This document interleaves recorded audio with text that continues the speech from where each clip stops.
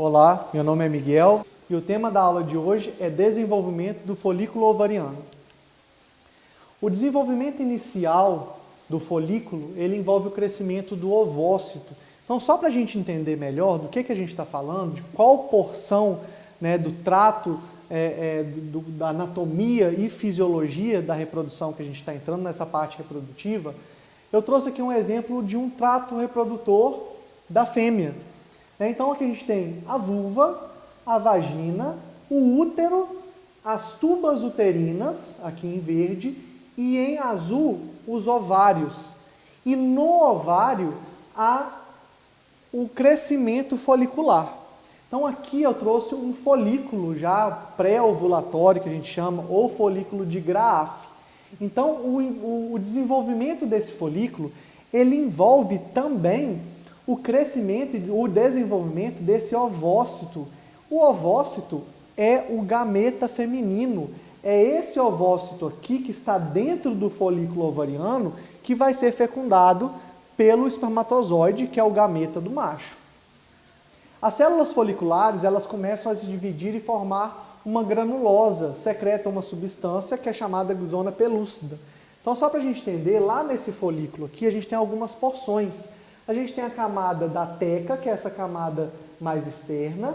A gente tem a camada da granulosa. E ligada à camada da granulosa, a gente tem aqui, dentro dessa camada aqui, o ovócito.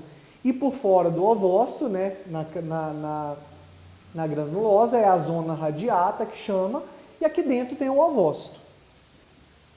A zona pelúcida, ela circunda o ovócito, então a zona pelúcida é essa mais próxima, em azul bem claro aqui, que circunda o ovócito. Então o espermatozoide, ele tem que passar por todas essas camadas antes de adentrar ao ovócito e promover a fecundação, e a fertilização desse ovócito.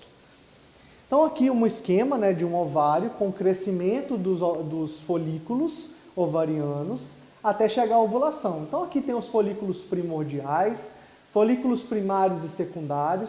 Aqui um folículo já antral com o antro, que é essa formação do líquido intrafolicular.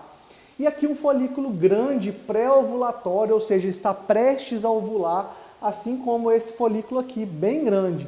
E aqui a ovulação, ocorre a ovulação, a liberação do ovócito, que vai ser fecundado, e aqui a formação do corpo lúteo, que é um próximo tema que a gente vai falar depois.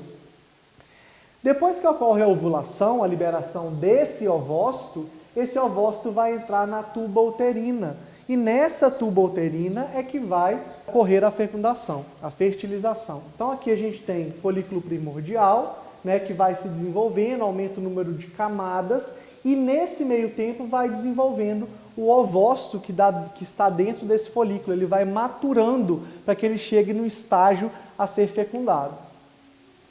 A síntese de hormônios e desenvolvimento do folículo do ovário.